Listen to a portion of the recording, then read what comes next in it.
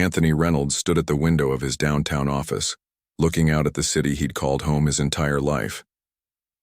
The morning sun reflected off the glass buildings, casting a golden glow across the skyline. He took a sip of his coffee and smiled to himself. After years of hard work, countless sleepless nights, and more setbacks than he cared to remember, he had finally made it. 3 weeks ago, Anthony had sold his tech company for a sum that still didn't feel real to him. The small app he'd built in his spare bedroom 5 years ago had grown into something valuable enough that one of the biggest names in Silicon Valley had come knocking. Just like that, the boy who grew up in a modest 2-bedroom apartment on the east side was now worth 8 figures. His phone buzzed on the desk. It was Diane, his financial advisor. "Morning, Diane," he answered, setting down his coffee mug. "Anthony, I've got those investment options we discussed ready for you.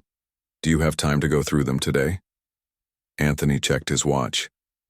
"Actually, I'm free right now if you are." 20 minutes later, Diane was spreading documents across his desk. "So we've got the standard portfolio options here. Stocks, bonds, some real estate opportunities, and a few startup investments if you want to stay in that world." Anthony nodded, scanning the papers. They all looked promising, but something was missing.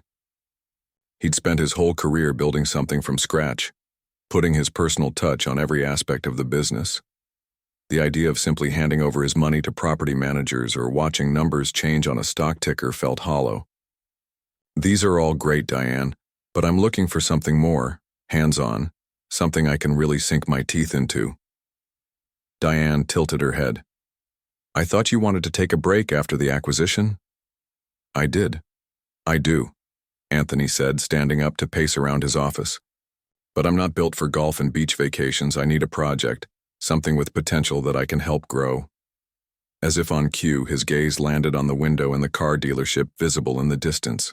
Prestige Motors. The large lot with its rows of vehicles and fluttering pennants had been a fixture in town for decades. Anthony had walked past it countless times growing up, pressing his face against the fence to stare at cars he could only dream of owning. "What about a business?" he asked suddenly. "An existing one that needs new direction." Diane followed his gaze. "Prestige? You want to buy a car dealership?" Anthony felt a spark of excitement he hadn't experienced since the early days of his startup. "Why not? Cars have always been my passion. Even when I was coding 18 hours a day, I'd take breaks to read auto magazines and watch restoration videos." "I didn't know that about you," Diane said, surprised. "My father was a mechanic," Anthony explained, memories washing over him. "Some of my best childhood moments were spent in his garage, handing him tools and learning how engines worked. He could never afford those luxury cars over there, but he could fix anything with wheels." Diane nodded thoughtfully and made a note. "I can look into it if you're serious. Do you know if they're even for sale?" "I've heard rumors," Anthony said. "Their sales have been declining for years. The owner, old Mr. Davidson, is well past retirement age but hasn't found a buyer. His son wasn't interested in taking over." "Let me make some calls," Diane said, already reaching for her phone. The next few days passed in a whirlwind of research. Anthony found himself staying up late reading industry reports, market analyses, and everything he could find about Prestige Motors. The dealership had been a local institution for over 40 years, but it had failed to adapt to changing consumer preferences and modern sales approaches. Its online presence was practically non-existent. Its sales team operated on outdated commission structures, and customer reviews painted a picture of an establishment stuck in the past. But beneath all that, Anthony saw potential. The location was excellent, the property valuable, and the dealership still had exclusive rights to sell several luxury brands in the region. A week later, Anthony sat across from Robert Davidson, the silver-haired founder of Prestige Motors, in a quiet corner booth of an upscale restaurant. "I appreciate you meeting with me, Mr. Davidson," Anthony said as they finished their meal. The older man nodded, a weariness in his eyes that spoke of decades of early mornings and late nights. "When your lawyer called, I was intrigued.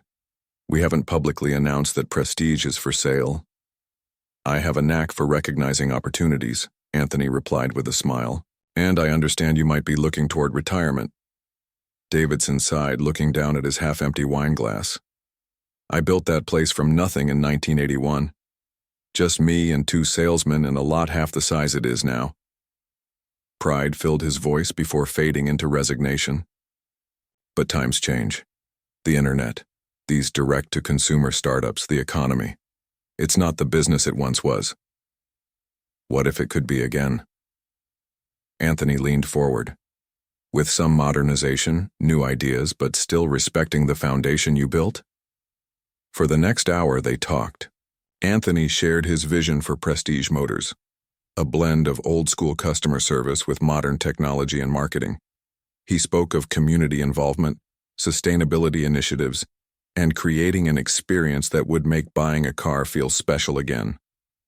By the time dessert arrived, Davidson was nodding along, a new light in his eyes.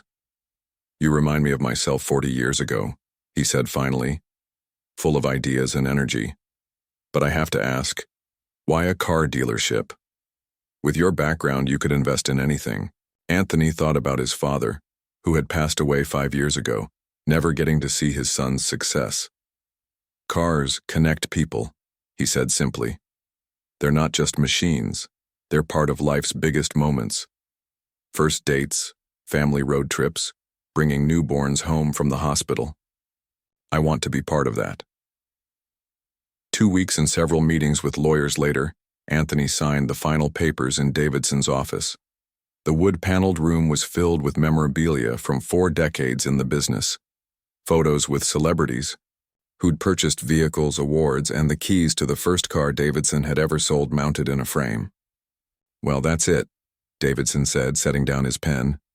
"Prestige Motors is yours officially as of 9 a.m. tomorrow." He stood and extended his hand. "Take care of her." Anthony shook the older man's hand firmly. "I will, and the name stays. Prestige Motors has a good history in this town." Davidson nodded appreciatively. "What's your first move going to be? New inventory? Staff changes?" Anthony smiled. "Actually, before I make any big decisions, I want to experience the dealership the way customers do. Get a feel for what's working and what isn't." "You mean like a secret shopper?" Davidson raised an eyebrow. "Something like that," Anthony replied. "I'll visit tomorrow. Just walk around. Maybe talk to a few salespeople. No one except you and my lawyer knows about the ownership change yet." Davidson chuckled. "That should be interesting. Carlton Barton has been my general manager for 15 years. Runs a tight ship, but he can be set in his ways." "I look forward to meeting him," Anthony said diplomatically. After Davidson left, Anthony remained in the office, taking in the space that was now his. He walked to the window overlooking the lot with its rows of gleaming vehicles catching the late afternoon sun. From this vantage point, he could see customers wandering between cars, salespeople in their identical navy blazers approaching with practiced smiles, the service department with its open bays where mechanics worked on vehicles. This was a far cry from the tech world he'd come from, where everything existed in the cloud and success was measured in user engagement and download rates. Here, success was tangible. Happy customers driving off the lot, families finding the perfect vehicle for their needs, mechanics solving problems with their hands and tools. Anthony felt a mixture of excitement and nerves. He had the capital and the vision to transform Prestige Motors, but the auto industry was new territory for him.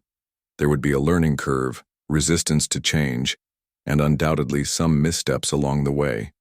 But as he watched a young couple emerge from the showroom, keys in hand and matching smiles on their faces, he knew he'd made the right decision. This wasn't just an investment. It was a chance to honor his father's memory, to reconnect with a passion that had taken a backseat to his tech career, and to create something meaningful in the community where he'd grown up. Tomorrow would be his first day as the owner of Prestige Motors, though no one on the lot would know it yet. Anthony smiled to himself, wondering what Carlton Barton and the rest of the staff would make of him when he showed up in jeans and a casual shirt. Just another customer looking at cars on a Thursday morning. Little did they know their world was about to change. Anthony woke up earlier than usual the next morning. The sun was just beginning to peek through his bedroom curtains as he sat on the edge of his bed, a mixture of excitement and nervousness swirling in his stomach. Today was the day he would visit Prestige Motors as its new owner, though no one there would know that yet. He opened his closet and purposely bypassed his usual attire of tailored suits and designer shirts. Instead, he pulled out a pair of well-worn jeans, a simple blue button-up shirt, and casual leather shoes. Looking in the mirror, he adjusted his collar and ran a hand through his short hair. Perfect. He looked like any other average customer who might walk into a dealership on a Thursday morning. Just another guy looking to buy a car, he said to his reflection, trying to get into character. The drive to Prestige Motors took about 20 minutes. As Anthony pulled into a spot in the customer parking area, he took a moment to observe the dealership from the outside. The large sign displaying Prestige Motors looked faded and outdated. The building itself, while imposing with its glass showroom, had a slightly worn appearance. Small details jumped out at him. Fingerprints on the glass doors, weeds poking through cracks in the pavement, a burned-out bulb in one of the exterior lights. First impressions matter, Anthony muttered to himself, making mental notes. He checked his watch. 9:15 a.m. The dealership had been officially his for exactly 15 minutes. Taking a deep breath, he stepped out of his car and walked toward the entrance. A bell chimed softly as Anthony pushed open the glass door. The showroom was spacious, with polished vehicles arranged strategically across the floor. Bright overhead lights reflected off their shiny surfaces. Despite the impressive display, Anthony immediately noticed the lack of customers. For a weekday morning, the place should have had at least a few people browsing. "Good morning, sir. Welcome to Prestige Motors." A salesman approached with a wide smile and an outstretched hand.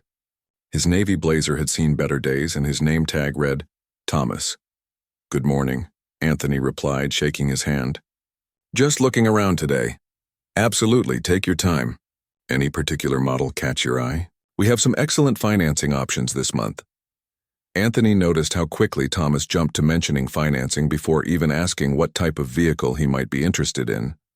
"I'm not sure yet. I'd like to just walk around first, get a feel for what you have." Of course, Thomas said, though his smile faltered slightly. "I'll be right over there if you need anything." As Thomas retreated to his desk, Anthony began to move slowly through the showroom.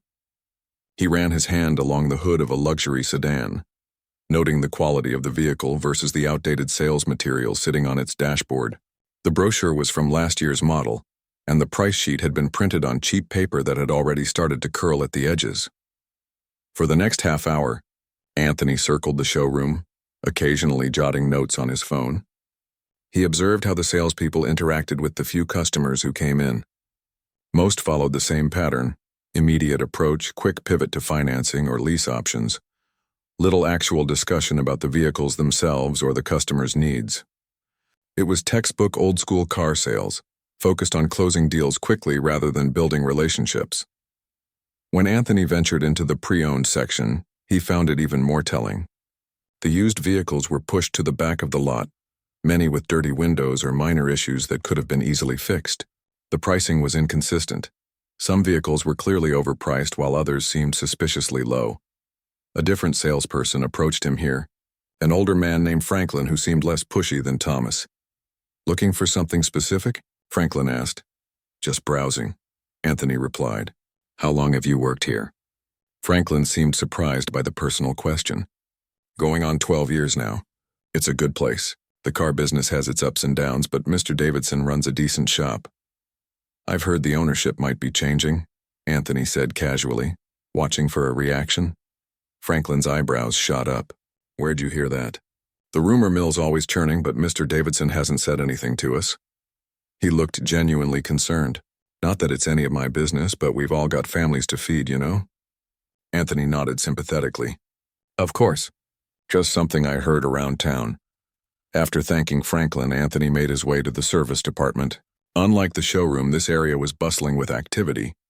Mechanics moved efficiently between lifts, the sound of tools and occasional banter filling the air. There was an authenticity here that the sales floor lacked. A woman in overalls with lead technician embroidered on the chest noticed him and approached, wiping her hands on a rag. "Can I help you?" she asked. Her name tag read Rita.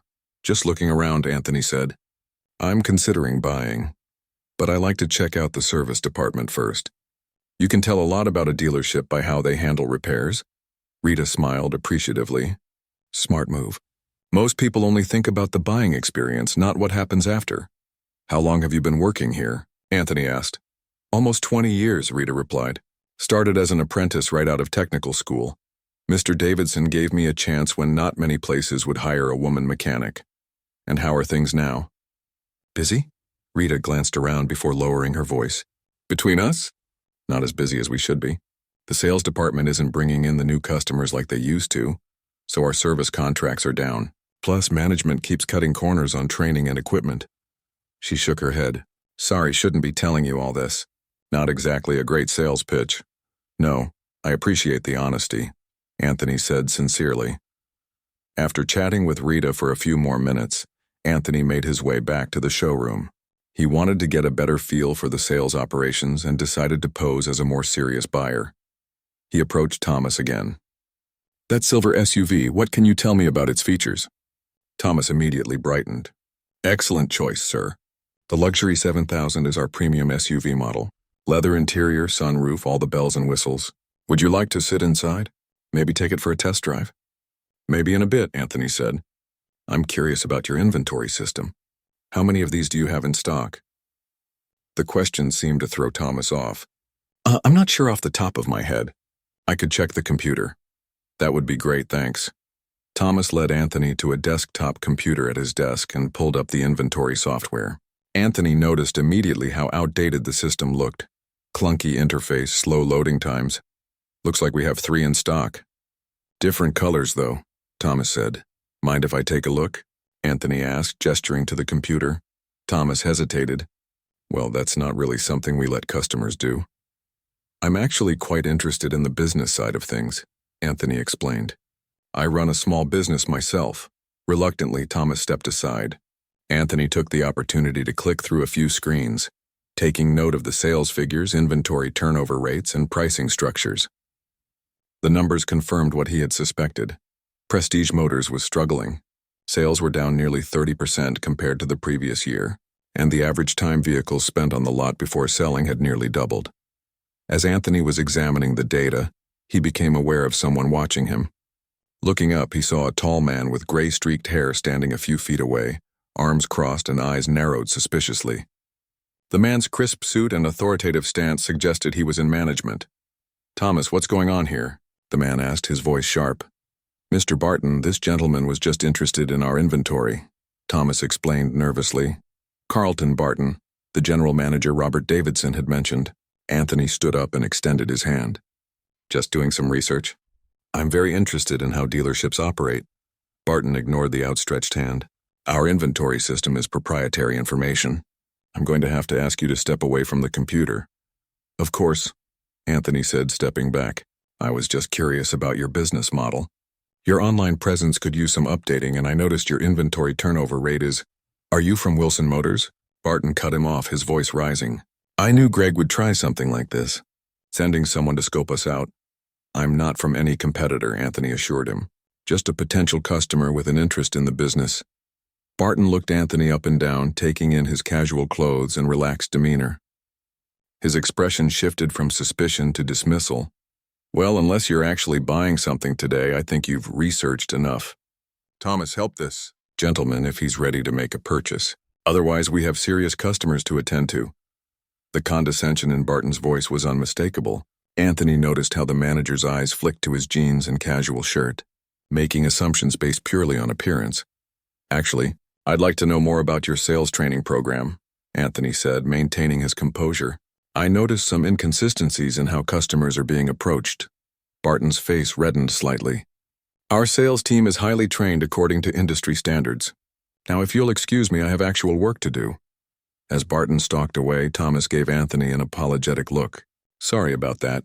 Mr. Barton can be a bit protective of the dealership. No problem, Anthony said, watching Barton disappear into an office with general manager on the door. Does he always treat potential customers that way? Thomas lowered his voice. Between us? He's been extra tense lately. Rumors about the dealership struggling. Pressure from the owner to improve numbers. You know how it is. Anthony nodded thoughtfully. I think I do. He spent another 15 minutes wandering the showroom, making notes and observing the operation from different angles.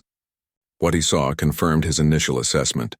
Prestige Motors had good bones but was suffering from outdated practices, poor leadership, and a disconnection from modern customer expectations. As Anthony headed toward the exit, he felt more confident than ever in his decision to buy the dealership. The challenges were clear, but so was the potential. With the right changes and the right people, Prestige Motors could thrive again. Little did he know that his next visit would be far more eventful than this one. Anthony returned to Prestige Motors the following morning with a clear plan in mind. After yesterday's reconnaissance, he had spent the evening reviewing his notes and preparing for a more direct approach. Today, he would dig deeper into the dealership's operations before revealing his identity as the new owner. He arrived just after 10 a.m., parking in the same customer area as before. This time, he wore dark jeans and a navy button-up shirt, still casual but slightly more polished. As he walked toward the entrance, he noticed Carlton Barton's silver luxury sedan in the reserved parking spot near the door. Perfect. The general manager was in today. Inside the showroom, the scene was much the same as yesterday. Gleaming vehicles, bright lights, and a noticeable lack of customers. A different salesperson approached him this time, a middle-aged woman with an eager smile. "Welcome to Prestige Motors. I'm Denise. How can I help you today?" Anthony smiled warmly. "Hi, Denise. I was here yesterday just looking around. Today I'm interested in learning more about your fleet sales program." This wasn't a typical customer question, and Anthony could see Denise's professional smile falter slightly. "Fleet sales? You mean for businesses?" "Yes," Anthony replied confidently. "I'm considering replacing the company vehicles for my business. I'd need about 8 SUVs to start." Denise's eyes widened. This was potentially a major sale. "That's wonderful. Let me get our fleet specialist for you. Would you like some coffee while you wait?" "Coffee would be great, thanks." As Denise hurried off, Anthony wandered toward the center of the showroom where a luxury sports car was displayed on a rotating platform. He circled it slowly, noting the attention to detail on this particular vehicle compared to others in the showroom. It was clearly the centerpiece, meant to draw customers in with its sleek lines and vibrant red paint. "Admiring the Phoenix?" a deep voice asked. Anthony turned to see a tall man with salt and pepper hair approaching. He wore a tailored suit and a name tag that read Victor Fleet Sales. "It's a beautiful car," Anthony replied. "Our flagship model," Victor said proudly. "Now, Denise mentioned you're interested in our fleet program." "That's right. I own a tech company, and we're looking to upgrade our company vehicles." Victor's eyes lit up. "Excellent. Why don't we sit down in my office and discuss your needs?" Anthony followed Victor to a small office off the main showroom floor. Unlike the outdated computer system he'd seen yesterday, Victor's office featured newer technology and was neatly organized. Clearly, the fleet sales department received more resources than the regular sales floor. "So," Victor began after they were seated, "what kind of vehicles are you looking for and what's your time frame?" For the next 20 minutes, Anthony asked detailed questions about fleet pricing, maintenance packages, and delivery timelines. Victor answered each question professionally, though he seemed increasingly curious about Anthony's business. "You mentioned a tech company?" Victor asked during a pause in the conversation. "Which one, if you don't mind my asking?" "Reynolds Innovations," Anthony replied truthfully. "We're relatively small but growing quickly." Victor frowned slightly. "I don't think I've heard of it. What's your position there?" "I'm the owner," Anthony said simply. Before Victor could respond, there was a knock at the door and Denise appeared with a cup of coffee. "Sorry for the interruption. I thought you might still want this." "Thank you," Anthony said, accepting the cup.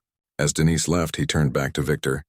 "Actually, I'd like to see some of your sales reports and inventory data for the models we've discussed. I want to get a sense of their reliability and popularity." Victor hesitated. "That's not information we typically share with customers. I can assure you these models are among our most reliable." "I understand," Anthony nodded. "But for an order this size, I need more than assurances. Perhaps we could speak with Mr. Barton about making an exception." Victor's eyebrows rose slightly at the mention of the general manager's name. "You know Mr. Barton?" "Not personally," Anthony replied. "I just heard he's the person in charge." After a moment's consideration, Victor stood up. "Let me see what I can do." Please wait here. Once alone, Anthony took the opportunity to examine Victor's computer screen, which the fleet manager had forgotten to lock. It showed a spreadsheet of recent fleet sales, and the numbers weren't good. In the past 6 months, Prestige Motors had secured only 2 fleet contracts, both significantly smaller than what Anthony was proposing. A few minutes later, the door opened, but it wasn't Victor who entered. It was Carlton Barton, his expression a mix of interest and suspicion. Mr. Barton let the question hang in the air. Reynolds, Anthony supplied, standing to offer his hand. Anthony Reynolds. This time Barton shook it, though his grip was unnecessarily firm. Victor tells me you're interested in a substantial fleet purchase, Mr. Reynolds. 8 SUVs to start? That's right. And you own a tech company I've never heard of. Anthony smiled. The tech industry is vast, Mr. Barton. There are thousands of companies you've probably never heard of. Barton's eyes narrowed slightly. Perhaps, but most business owners I know don't wear jeans to negotiate fleet contracts.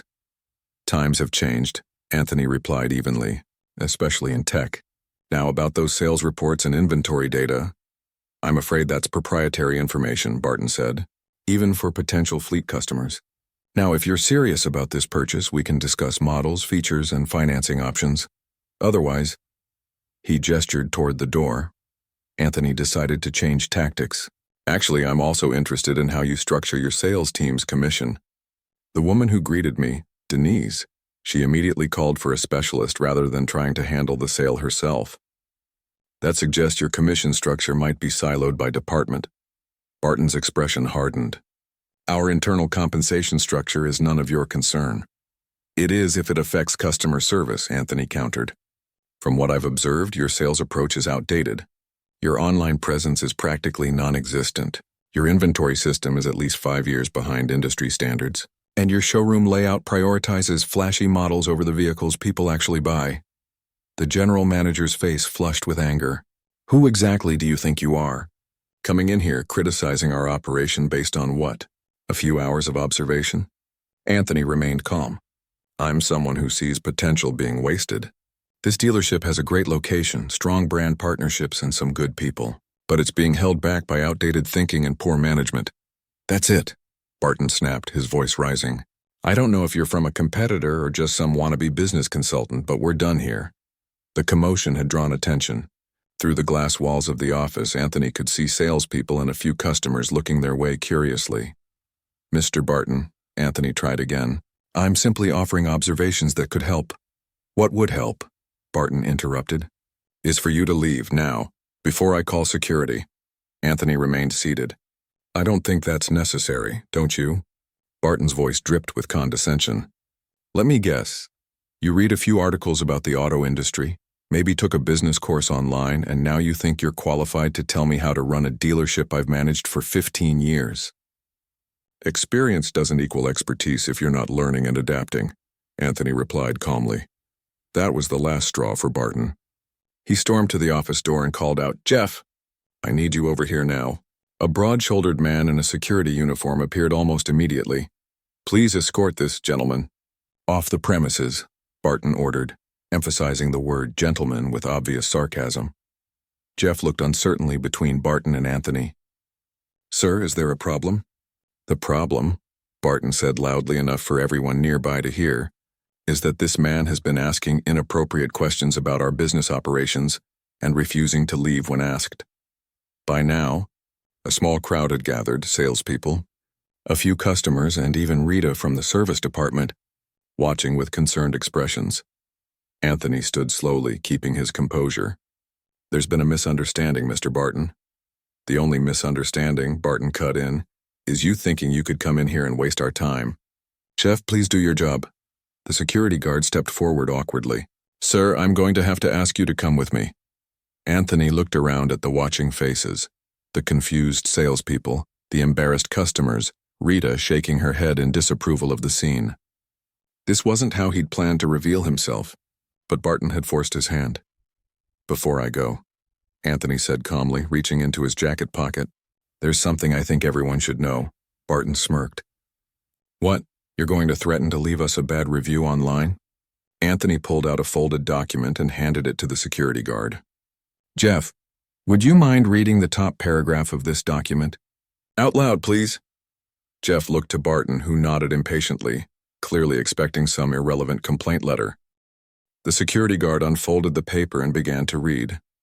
Transfer of ownership, Prestige Motors, Inc. This document certifies that as of 9:00 a.m. on Thursday, April 15th, all assets, property, and management rights of Prestige Motors, Inc. are hereby transferred from Robert Davidson to Anthony Reynolds. Effective immediately. A stunned silence fell over the showroom. Jeff reread the document silently, his eyes widening. This, he stuttered. This is notarized and everything. All eyes turned to Anthony, who calmly buttoned his jacket and addressed the room. As Jeff just confirmed, I am Anthony Reynolds, the new owner of Prestige Motors. As of yesterday morning, I've been observing how this dealership operates firsthand, as a customer would experience it. Barton's face had gone from red to ashen. This is ridiculous. Robert would have told me if he was selling. He did try to tell you, Anthony replied. According to him, you dismissed the possibility of a sale as rumors and didn't want to discuss it further. The general manager opened and closed his mouth, at a loss for words. Anthony turned to address the gathered employees. I want to assure everyone that I didn't come here to cause disruption or make hasty changes. I came to understand what's working and what isn't. Many of you have valuable experience and insights that I want to learn from. He turned back to Barton, whose expression had shifted from shock to a mixture of embarrassment and fear. Mr. Barton, I believe we should continue our conversation in private. In your office, or rather what will soon be my office. The showroom of Prestige Motors had fallen completely silent. Every eye was fixed on Anthony and Carlton, as they stood facing each other in the center of the room. The document confirming Anthony's ownership had passed from hand to hand among the employees, each person reading it with widening eyes before passing it along. Carlton Barton looked as though someone had pulled the floor out from under him. His usual confident posture had crumpled, and a thin sheen of sweat had appeared on his forehead. My office, he finally managed to say, his voice barely above a whisper. We should continue this in private. Anthony nodded. Lead the way. As they walked toward the manager's office, Anthony could hear the whispers breaking out behind them. The news would spread through the dealership like wildfire. He hadn't planned to announce his ownership this way, but Carlton's actions had forced his hand. The general manager's office was exactly what Anthony expected. Traditional, imposing with heavy wooden furniture and walls lined with sales awards and automotive memorabilia. A large window overlooked the showroom floor, allowing Carlton to keep an eye on his sales team at all times. Carlton closed the door behind them and moved behind his desk, as if the physical barrier might provide some protection. He didn't sit down. I don't understand, he said, struggling to regain his composure. Robert and I spoke just last week about the quarterly projections. He never mentioned selling. He tried to, Anthony replied, taking a seat in one of the chairs facing the desk. According to him, you dismissed the rumors and changed the subject. He decided it would be easier to complete the sale quietly. Carlton sank into his chair. But why? And why to you? No offense, but you're not even in the auto industry.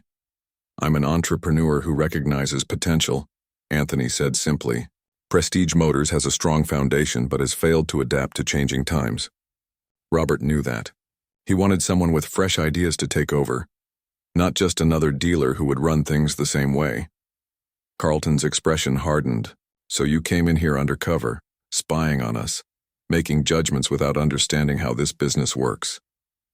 I came in as a customer to experience what customers experience, Anthony corrected him. And what I found was concerning. Your sales approach is outdated. Your online presence is minimal. Your inventory system belongs in the last decade. And most importantly, you judge people based on their appearance rather than treating everyone with respect. That's not fair, Carlton protested, though his voice lacked conviction. This is a luxury dealership. We cater to a certain clientele. A shrinking clientele, Anthony pointed out. Your sales are down 30% from last year. Your service department bookings have dropped by nearly half. The average time vehicles spend on your lot has doubled. These aren't just observations, they're facts from your own reports. Carlton's jaw tightened. So what now? You fire everyone and bring in your tech buddies to turn this into some kind of startup playground? Anthony leaned forward. Actually, no. I believe most of the people here are skilled professionals who haven't been given the right tools or direction. Rita in service is clearly excellent at what she does. Denise genuinely wanted to help me. Thomas knows the inventory inside and out. The problem isn't the team, it's the leadership. The implication hung in the air between them. Carlton swallowed hard. You're firing me. It wasn't a question, but a resigned statement. Anthony studied the man across from him. Carlton Barton had dedicated 15 years to Prestige Motors. His methods might be outdated and his attitude problematic, but he clearly cared about the dealership in his own way. I haven't decided yet, Anthony said truthfully. That depends on our conversation right now. Carlton looked up, surprise evident on his face. You'd consider keeping me on? After how I treated you? That depends, Anthony repeated. I need to understand whether you're capable of change. The auto industry is transforming rapidly. Electric vehicles, online sales, subscription models. The old ways of doing business are disappearing. Prestige Motors needs to evolve or it will die. The question is, can you evolve with it? For a long moment, Carlton said nothing. Anthony could almost see the thoughts racing behind his eyes. Pride battling with practicality, anger with self-preservation. Finally, Carlton straightened in his chair. What would you expect from me if I stayed? First, complete transparency, Anthony replied without hesitation. I need to know the real state of this business. Not just what the official reports say, but the issues that don't make it into spreadsheets. Second, openness to new ideas, even if they contradict how you've always done things. And third, a commitment to treating every customer with respect, regardless of how they're dressed or what car they drove in with. Carlton winced at the last point, but nodded slowly. And if I can do those things, then you'd remain part of the leadership team, though in a different capacity. Your experience would be valuable during the transition. A knock at the door interrupted them. Jeff, the security guard, poked his head in. Sorry to interrupt, Mr. Barton, and Mr. Reynolds, but there's a situation on the floor. The employees are asking questions, and some customers are getting confused about what's happening. Anthony stood up. We need to address this now. The last thing we want is for rumors to spread. Carlton hesitated, then nodded and rose from his chair. You're right. When they returned to the showroom, they found the employees had gathered in a loose circle, speaking in hushed tones. They fell silent as Anthony and Carlton approached. Anthony stepped forward. I know this is sudden and you all have questions. Let me start by introducing myself properly. I'm Anthony Reynolds, and as of yesterday morning, I am the new owner of Prestige Motors. A murmur ran through the group. Anthony raised his hand to quiet them. I want to be clear about something. I didn't come here to clean house or turn everything upside down overnight. I came here because I see tremendous potential in this dealership and in the people who work here. He looked around, making eye contact with as many employees as he could. Over the next few weeks, I'll be meeting with each department to hear your ideas and concerns. This isn't just my dealership, it's ours. And together we're going to bring Prestige Motors into the future. The tension in the room began to ease. Anthony could see relief on many faces, though uncertainty remained. What about Mr. Barton? Someone called out from the back of the group. All eyes turned to Carlton, who stood slightly behind Anthony. For a moment he seemed unsure what to say. Then he stepped forward to stand beside Anthony. Mr. Reynolds and I have had a frank discussion, Carlton said, his voice steady. There will be changes in management structure, but I'll be staying on to help with the transition. Anthony could see the surprise on many faces. They had clearly expected Carlton to be fired on the spot. Now, Anthony continued, I know you all have jobs to do and our customers deserve our full attention. We'll have a proper all-hands meeting tomorrow morning before opening to discuss details. For today, please return to your duties and know that your jobs are secure. As the group dispersed, Thomas approached Anthony hesitantly. Mr. Reynolds, I just wanted to apologize for yesterday. If I had known who you were, you would have treated me differently, Anthony finished for him. And that's exactly why I didn't tell you who I was. I wanted to see how Prestige Motors treats ordinary customers, not VIPs. Thomas nodded, understanding dawning on his face. I get it, and it's a wake-up call we probably needed. A wake-up call with a purpose, Anthony assured him. Not to punish, but to improve. Throughout the day, Anthony made a point of speaking with as many employees as possible, from the newest salesperson to the most experienced mechanic. He listened more than he talked, noting their frustrations, their ideas, and their hopes for the dealership. By late afternoon, he found himself back in the service department, where Rita was finishing up with a customer. "So," she said after the customer had left, "you're the new boss." "That's right," Anthony confirmed. "Though I prefer owner to boss. A boss tells people what to do. An owner builds something alongside their team." Rita studied him thoughtfully. "Nice words. Hope you mean them." "I do," Anthony assured her. "Your department is actually one of the bright spots in the dealership. You run a tight ship, your team respects you, and customers trust your work. I want to learn from what you're doing right." The compliment caught her off guard. "Thanks. We try our best even when management—" She stopped herself. "Even when management hasn't given you the resources you need," Anthony finished for her. "That's going to change." As the day drew to a close, Anthony found himself standing in the center of the empty showroom. The staff had gone home and the lights had been dimmed except for those illuminating the display vehicles. Tomorrow would be the real beginning, his first official day as the active owner of Prestige Motors. He pulled out his phone and dialed Diane, his financial advisor. "So?" she asked when she picked up. "How did the big reveal go?" Anthony smiled, looking around at the dealership, his dealership. "Not exactly as planned, but sometimes the unplanned moments are the most revealing. And the verdict? Still think it was a good investment?" Anthony thought about everything he'd seen and heard over the past 2 days. The problems and the potential, the outdated systems and the dedicated people. "Better than good," he replied. "This place has heart, it just needs direction. And starting tomorrow, that's exactly what it's going to get." The early morning sun cast long shadows across the Prestige Motors parking lot as Anthony arrived for his first official day as owner.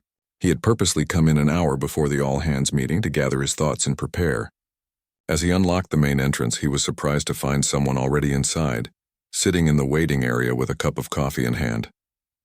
"Carlton," Anthony said, genuinely surprised. "You're here early," the general manager stood up. "Couldn't sleep much last night. Thought I'd get a head start on those reports you wanted.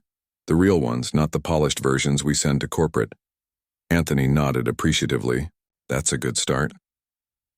"I've been thinking about what you said yesterday," Carlton continued, his voice more humble than Anthony had heard before. "About adapting or dying. You're right. I've been doing things the same way for so long it's hard to imagine a different approach. Change is never easy," Anthony acknowledged, "but it is necessary. Come on, let's talk in your office." As they walked through the quiet showroom, Anthony noted how different the space felt without the hustle of daily business. Peaceful, full of potential. In Carlton's office, the general manager handed him a thick folder. "These are the real numbers," Carlton explained. "Sales breakdowns by model, service department performance, customer retention rates, all of it, with my notes on where I think the problems are." Anthony leafed through the papers, impressed by the thoroughness. "This must have taken all night," Carlton shrugged. "Like I said, I couldn't sleep. And honestly, it was eye-opening to look at everything together like this. We've been slowly declining for years, not just the past few months. I just didn't want to see it." For the next half hour, they reviewed the reports together. The picture they painted was concerning but not hopeless. The dealership's core business was solid, but it had failed to adapt to changing customer expectations and technology. "Your honesty is appreciated," Anthony said when they finished. "More than you know." By 8:30, the staff had gathered in the showroom. There was a nervous energy in the air as people whispered among themselves, stealing glances at Anthony and Carlton standing together at the front. Anthony stepped forward and the room fell silent. "Good morning, everyone. Thank you for coming in early.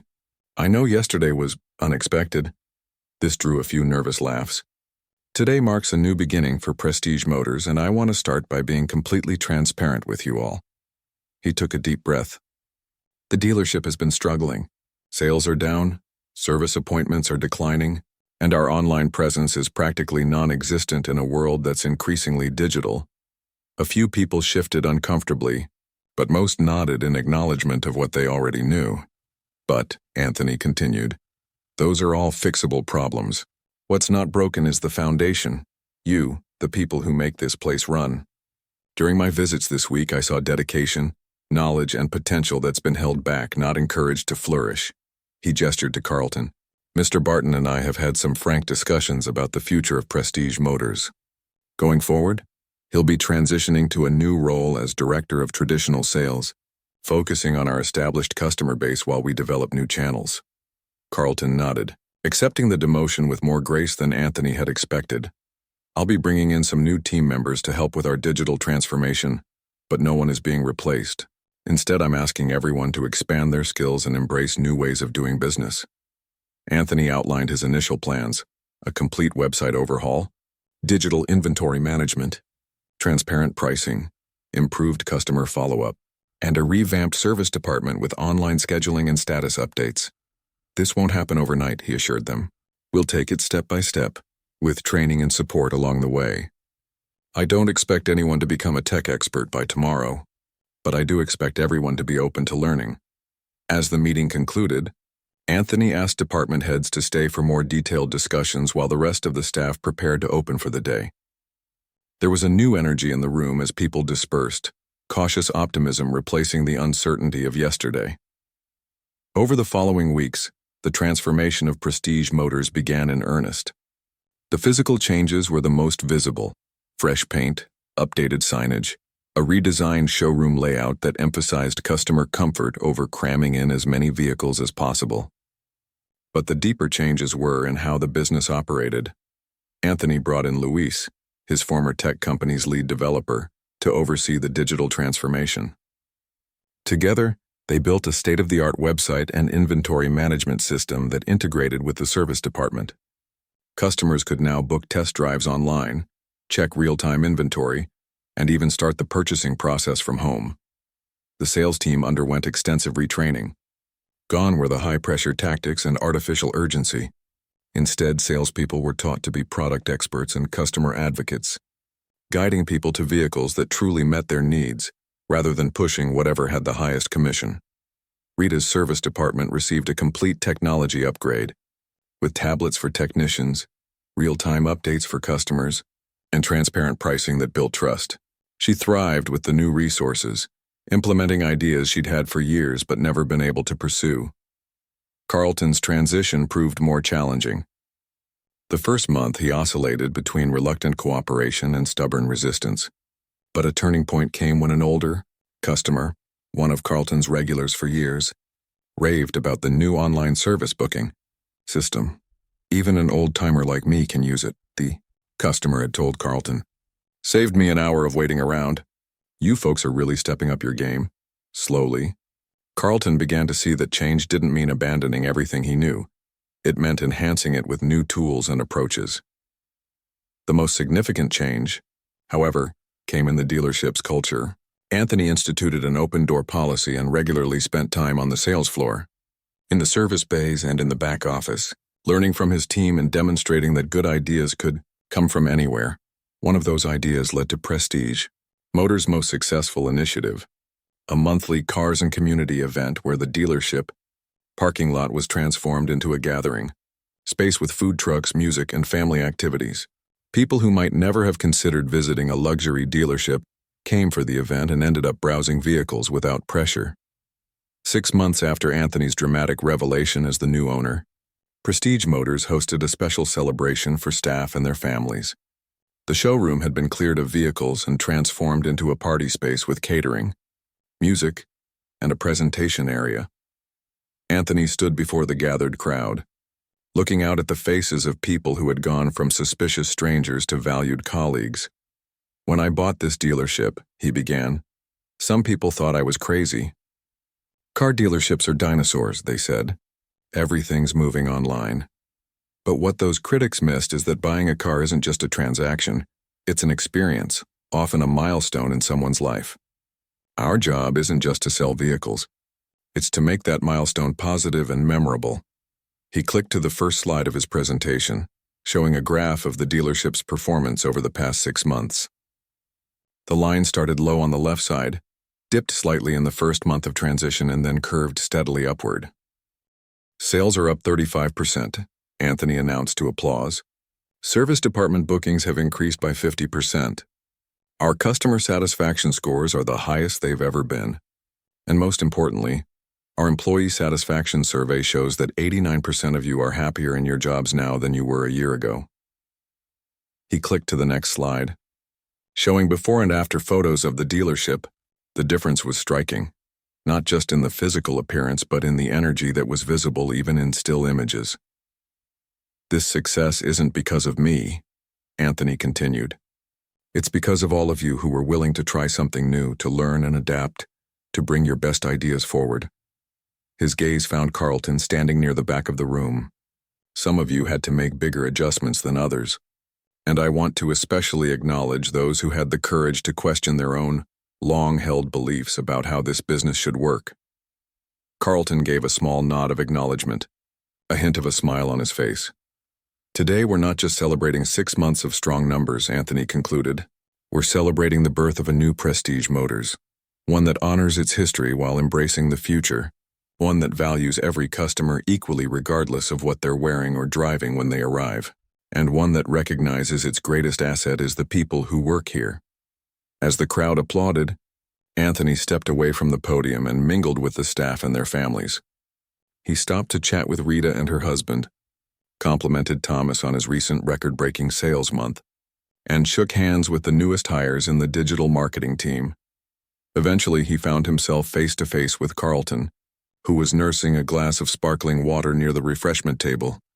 Quite a turnaround, Carlton said, gesturing around the room.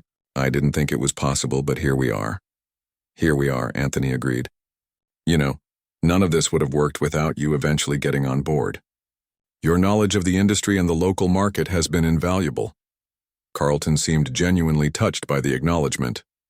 And I wouldn't have learned all these new tricks without someone pushing me out of my comfort zone. He paused, then added with a wry smile, though you could have introduced yourself properly from the beginning. Anthony laughed. Where would be the fun in that? Besides, I got to experience the infamous Carlton Barton treatment firsthand. Never living that down, am I? Not a chance, Anthony replied good-naturedly. But sometimes our worst moments lead to our best opportunities for growth. As the celebration continued around them, Anthony looked out at what his impulsive investment had become. Not just a successful business, but a community of people working together toward a common goal. The journey had been challenging, occasionally uncomfortable, but ultimately rewarding in ways that went far beyond the financial returns. Prestige Motors wasn't just selling cars anymore. It was building relationships, creating experiences, and proving that even the most traditional businesses could thrive in changing times with the right leadership and a willingness to evolve.